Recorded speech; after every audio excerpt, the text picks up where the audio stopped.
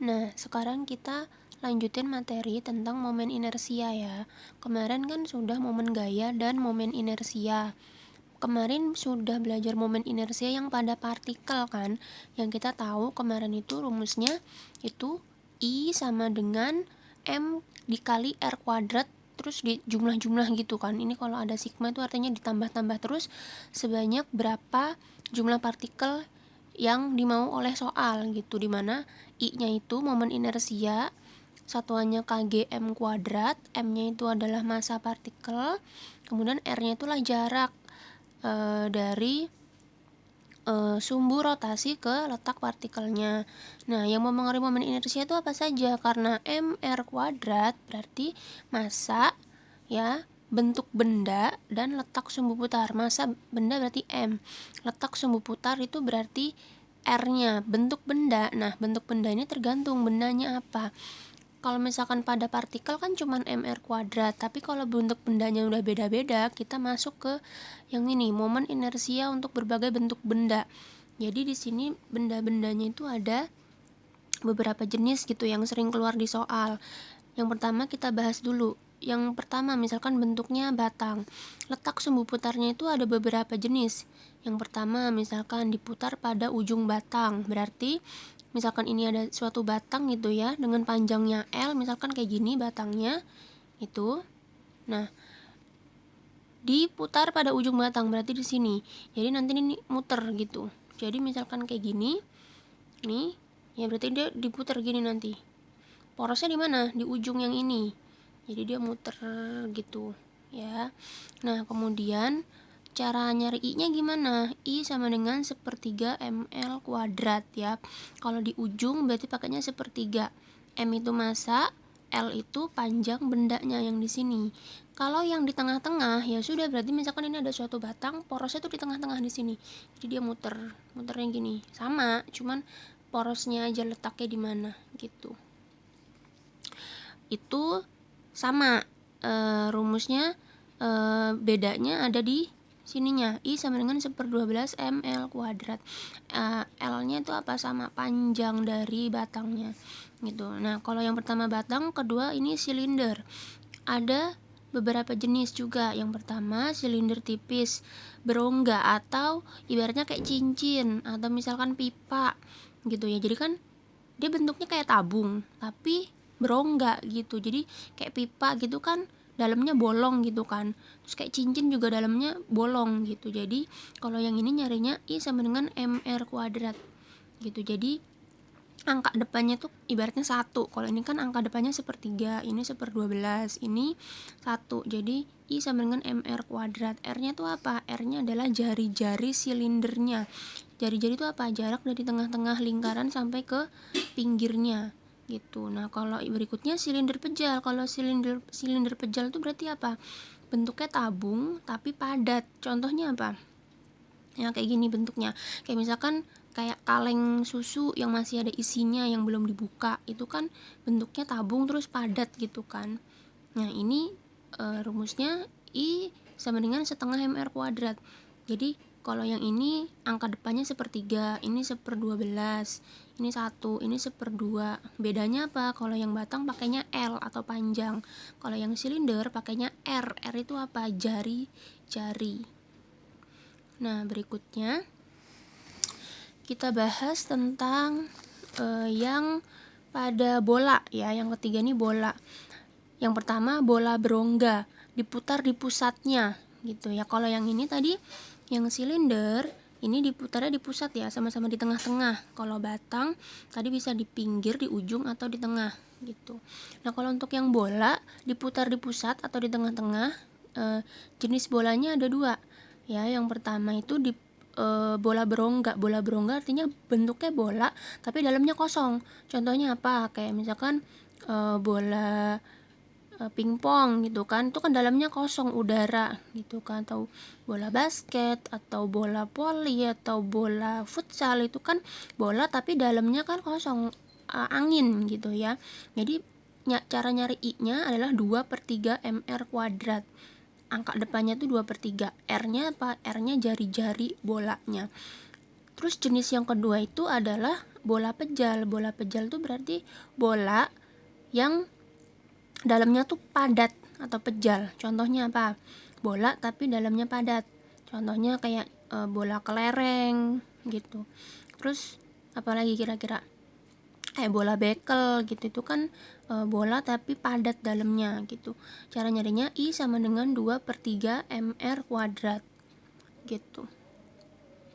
Nah, di sini contoh soalnya misalkan ya, ada sebuah bola pejal, artinya bolanya padat ya, bermasa 10 kg. Berarti ditulis di sini diketahui, berarti masanya 10 kg. Berjari-jari, R-nya berarti 50 cm, diubah ya menjadi 0,5 meter. Ya, diberi gayanya 14 Newton sehingga menggelinding di atas bidang datar. Tentukan momen inersianya. Jadi kalau digambarin gitu ya, misalkan ini ditanya sama dengan momen inersia. Jadi misalkan ada bola nih, misalkan ini di bidang datar gitu ya, dia diberikan suatu gaya sebesar F. Dia bolanya punya jari-jari berapa tuh, misalkan ini R gitu ya, jari-jarinya 0,5 meter, terus dia didorong dengan gaya, terus dia kan pasti kan muter nih, gelinding gitu kan, dia nanti akan bergerak ke sana, menggelinding gitu gini kan. Ini jari-jarinya. Yang ditanya adalah I-nya. I, ingat ini tadi apa? Bola pejal kan. Bola pejal tuh rumusnya apa? Tadi 2/3 atau 2/5 kalau bola pejal. Bola pejal itu 2/5 mr kuadrat. Berarti di sini 2/5, m-nya 10, r-nya 0,5. Jangan lupa di kuadratkan ya. Ini kan berarti 2. Berarti ini 4 dikali 0,25. 0,25 dikali 4 adalah 1. Satuannya kgm kuadrat. Gitu cara. Berikutnya kita bahas tentang hubungan antara momen gaya dan momen inersia. Momen gaya itu kemarin yang mana? Ini yang tau atau torsi dengan momen inersia. Momen inersia itu apa? I. Berarti ini cuma penurunan rumusnya aja. Yang akan kita pakai adalah ini. Torsi sama dengan I dikali alfa, di mana torsinya adalah momen gaya, satuannya Newton meter, I-nya adalah momen inersia, satuannya kgm kuadrat, dan alfanya adalah percepatan sudut ya, satuannya radian per second gitu. Jadi yang utama dipakai adalah tau sama dengan I dikali alfa. Contohnya, misalkan ada sebuah katrol dililitkan pada sebuah tali seperti gambar ini katrol, kemudian di pinggirnya ada tali gitu ya.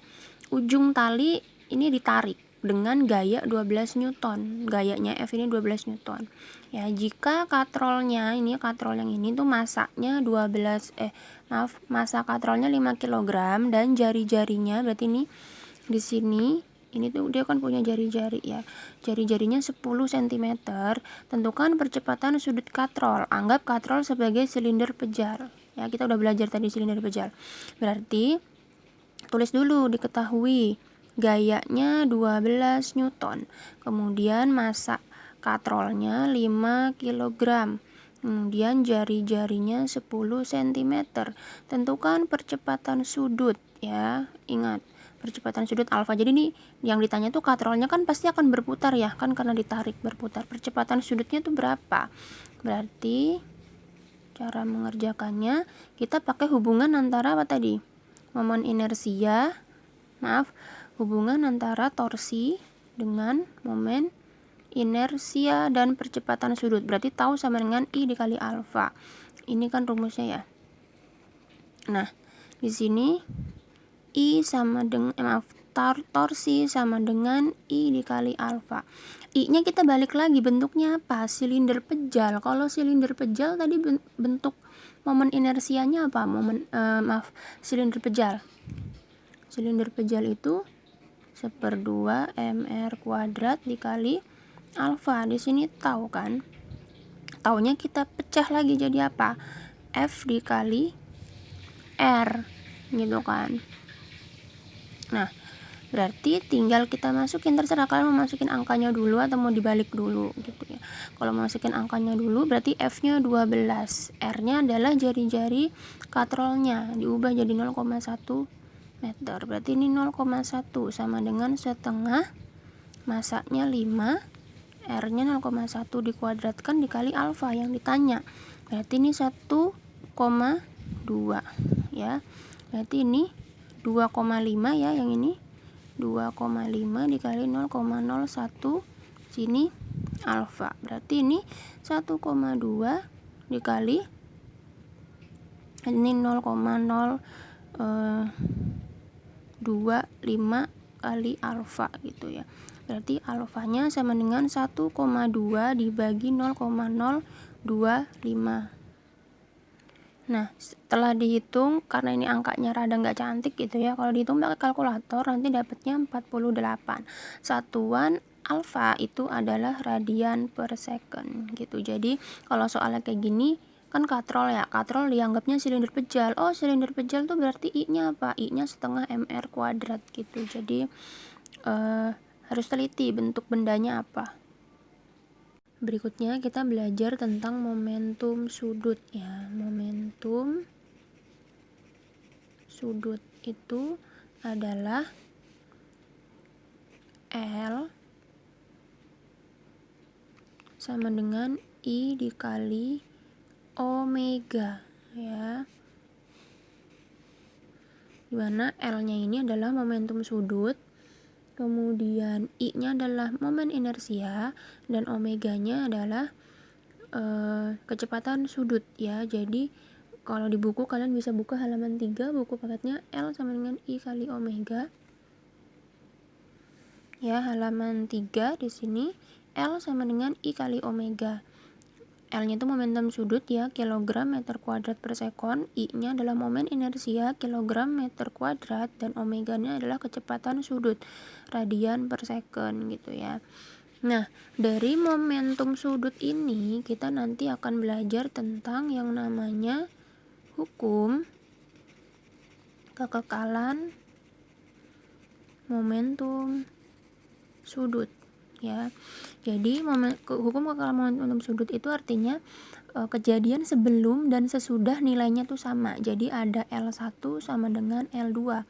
Kalau kalian ingat kemarin kita belajar hukum kekekalan momentum kan ya, yang P1 sama dengan P2 gitu. Berarti di sini ada hukum kekekalan momentum sudut itu L1 sama dengan L2. L-nya dipecah jadi apa? I1 kali omega 1. Berarti ini I2 dikali omega 2. Jadi yang ini yang ini yang kita pakai gitu ya. Berarti I1 tuh apa? I1 berarti momen inersia pada kejadian pertama gitu ya. Berarti omega 1 kecepatan sudut pada kejadian yang pertama. Kemudian kejadian yang kedua, I2 momen inersia pada kejadian kedua. Omega 2 adalah kecepatan sudut pada kejadian yang kedua. Contohnya apa? Misalkan biasanya tuh penari balet atau pemain ski gitu ya. Misalkan kalau kalian lihat kan pemain balet gitu kan kadang dia berputar tangannya, kadang terentang, terus kadang juga mengatup gitu ya. Jadi contoh misalkan kondisi satu misalkan penari baletnya, yang anggap aja ini penari balet ya, misalkan tangannya terentang gitu, tangannya terentang kan, ini kan berarti kondisi satu nih. Pas kondisi yang kedua gitu ya, dia tangannya dikatupkan, bersedekap gitu misalkan, atau biasa kan dia tangannya ke atas gitu misalkan. Jadi perbedaannya di situ ketika tangannya terentang dan ketika tangannya terkatup. Tapi bisa jadi kondisi pertamanya justru yang ini, kondisi keduanya yang terentang gitu. Jadi tergantung soalnya. Nah, untuk contoh soalnya, misalkan nih, ada seorang anak berdiri di tepi meja berbentuk piringan yang sedang berputar dengan kecepatan 20 radian per second. Sumbu putar meja tersebut tepat berada di pusat piringan. Ya, kemudian anak tersebut berjalan menuju pusat meja. Berarti nih, pas dia berdiri di tepi meja itu adalah kondisi 1. Dia berjalan menuju pusat meja, artinya kondisi yang kedua. Jika perbandingan momen inersia di pusat meja dan di tepi meja adalah 2:1, berapakah kecepatan sudut sistem ketika anak tersebut berada di pusat meja? Jadi dari contoh itu misalkan ini ada sebuah piringan gitu ya, dia berputar nih pada porosnya. Berputar pada porosnya kan berarti gini ya, dia muter gitu. Pada kondisi 1 tadi kan dia berdiri di tepi meja. Pada kondisi 1 ya, anaknya itu berdiri di tepi meja di sini. Ini kan berarti punya jari-jari gitu, punya jari-jari tertentu gitu. Pada kondisi yang kedua, misalkan ini, maaf miring, ini pusatnya dia muter gitu ya, anaknya ternyata pindah nih jadi di sini gitu ya. Misalkan ini kondisi 1, ini kondisi 2 ya. Coba kita lihat lagi soalnya. Diketahui ketika dia di tepi meja kecepatan sudutnya berapa? 20 radian per second. Ketika dia di tepi, berarti misalkan ini omega 1 20 radian per second. Nah, kemudian dia pindah nih ke pusat meja. Ya, berarti di sini. Berarti ini ada omega 2. Kemudian perbandingan momen inersia di pusat meja dan di tepi meja 2:1. Berarti yang di pusat berapa? 2. Yang di pusat kan yang ini. Berarti ini I2-nya tadi 2.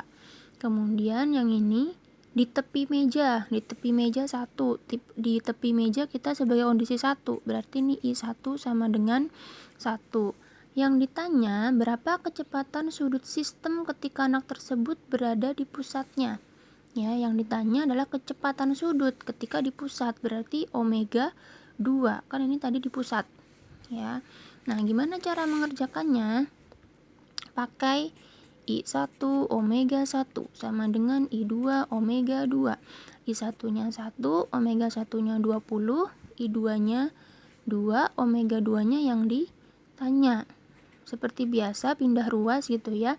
Berarti ini omega 2 sama dengan 20 dibagi 2. Jawabannya 10 radian per second gitu ya. Berikutnya kita belajar tentang energi kinetik rotasi ya. Jadi kita harus tahu dulu rotasi itu apa sih. Rotasi itu adalah benda yang berputar pada porosnya. Contohnya apa? Kayak misalkan kayak bumi berputar pada porosnya gitu, itu namanya rotasi. Kalau translasi itu tuh geraknya dia nggak muter-muter gitu. Intinya kalau rotasi itu berputar gitu ya. Jadi kalau misalkan pulpen ini bergerak berotasi itu gimana? Jadi dia muter gini gitu ya, muter tapi diam di tempat, itu namanya rotasi. Tapi kalau misalkan translasi itu kayak geser doang nih, posisi pulpennya gini, ini ada di atas kan, jadi translasi itu gini doang, geser doang tapi dia nggak bergerak gitu. Jadi kalau rotasi dia diem tapi dia muter gini, diam di tempat tapi muter-muter, namanya rotasi gitu kali. Nah, energi kinetik rotasi itu adalah EK sama dengan setengah dikali I dikali omega kuadrat, dimana I-nya ini adalah momen inersia, omeganya adalah kecepatan sudut. Nah, selain berotasi, kita akan belajar juga yang namanya gerak menggelinding. Gerak menggelinding itu adalah gabungan antara gerak rotasi dan translasi. Jadi ketika dia bergerak menggelinding, dia akan punya energi kinetik translasi atau yang linier dan energi kinetik rotasi atau yang berputar. Tadi ingat ya, kalau translasi itu gini, jadi posisi ini misalkan ini di atas, translasi cuma geser doang gini, ini namanya translasi. Tapi kalau rotasi dia diam di tempat, nggak bergeser tapi dia muter-muter diam di tempat, namanya rotasi. Berarti kalau menggelinding gimana? Berarti kalau menggelinding dia geser iya, muter-muter juga gitu. Jadi kalau menggelinding itu gini, jadi dia geser sambil muter-muter gitu ya, itu namanya menggelinding. Nah, energi kinetik yang translasi kita udah belajar kemarin waktu di kelas 10, yaitu EK sama dengan setengah mv kuadrat. Kalau di rotasi itu setengah kali I kali omega kuadrat. Nah, ketika digabungkan ya, misalkan ditanya energi kinetik benda yang menggelinding, misalkan berarti dia gabungan antara translasi dan rotasi.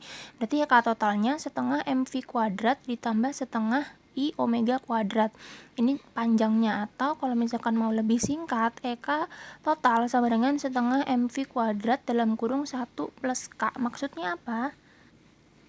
Jadi kita tadi tahu EK yang menggelinding ya. Menggelinding artinya dia mengalami translasi dan rotasi. Tadi kan setengah mv kuadrat 1 ditambah K ya. Jadi di sini setengahnya tuh apa? Konstanta, berarti M-nya itu apa? Massa gitu ya. Ini massa kali V-nya itu apa? Kecepatan linear dikali 1 kan ya, 1 plus K. K-nya ini apa? Konstanta bendanya apa?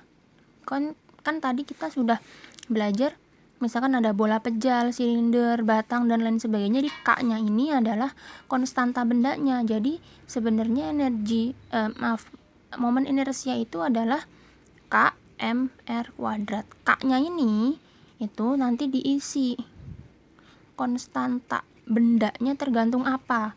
Kalau tadi kan kita belajar nih, misalkan 1/3 ml kuadrat, 1/12 ml kuadrat, terus ini setengah mr kuadrat. K-nya itu angka yang di depan ini, 1/3, 1/12, setengah. Kalau ini berarti angka depannya 1. Terus yang ini K-nya berarti 2/3, berarti ini K-nya 2/5 gitu. Jadi kalau misalnya akan nyari energi kinetik menggelinding, berarti setengah mv kuadrat dikali 1 plus K. M-nya ini massa, V-nya kecepatan linear, satuannya M per S ya. Kalau K di sini adalah konstanta bendanya tadi. Jadi harus hafal apakah setengah, 2/3, 2/5 atau 1/12 dan seterusnya. Untuk contoh soalnya, contohnya ini misalkan ada sebuah benda berbentuk bola pejal memiliki massa 5 kg dengan jari-jari 20 cm. Jika benda berotasi dengan kecepatan sudut 40 radian per second, maka tentukanlah energi kinetik rotasi benda dan energi kinetik total benda. Ingat di sini bendanya kasusnya menggelinding ya. Jadi jika benda berotasi dengan sekian, maka ini kasusnya kalau misalkan ditanya rotasi dan kinetik total, berarti kasusnya menggelinding ya. Berarti ini diketahui. Ingat di sini kasusnya bola pejal. Massa 5 kg. Jari-jari 20 cm. Kecepatan sudutnya 40 radian per second. Yang ditanya adalah yang A, energi kinetik rotasi. Kalau yang B, energi kinetik total. Kalau total artinya apa? Rotasi ditambah translasi ya. Nah, ini cara menjawabnya. Energi kinetik yang rotasi berarti setengah I omega kuadrat ya. Setengah I-nya apa? K M R kuadrat omega kuadrat. Berarti kan setengah dikali K-nya tergantung sama bola pejal ya. Ini karena ini bola pejal berarti 2/5 mr kuadrat kan. Berarti K-nya 2/5 ya. Nah, berarti ini setengah 2/5, massanya 5 kg, R-nya di sini diubah 0,2 meter. Berarti ini 0,2 kuadrat kali omega kuadratnya itu 40 kuadrat ya. Nah, ini berarti 5 sama 5 bisa dicoret kan ya. Berarti ini 2 sama 2 juga bisa dicoret. Berarti sisanya 0,04 dikali 1600 ya. Berarti ini coret aja nih komanya gitu ya. Berarti tinggal 16 kali 4. Coba 16 kali 4 nih 4. 2 berarti 64 ya. Energi kinetik satuannya apa?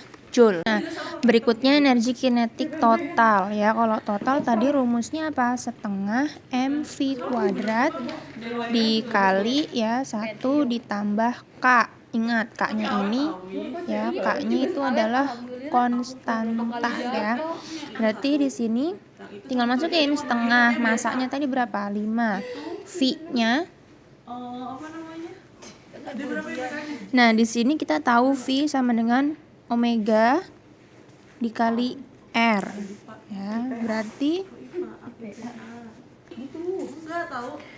tadi omeganya adalah 40 ya. R-nya tadi 0,2 ya. Berarti ini bisa dicoret. Berarti ini 8 meter per second. Ya, berarti ini V-nya 8 kuadrat 1 ditambah tadi nilai K untuk bola pejal adalah 2/5 ya. Berarti di sini nih ya, 5/2 64. Di sini kan 5/5 gitu ya. Ini 2/5. Ya ini kan ini berarti 5 dikali 32. 4 bagi 2 kan 32 ya. Berarti di sini 7/5. Berarti ini 5 sama 5 dicoret. Berarti ini 32 dikali 7. 14 21 22. Berarti 22/4 Joule gitu ya.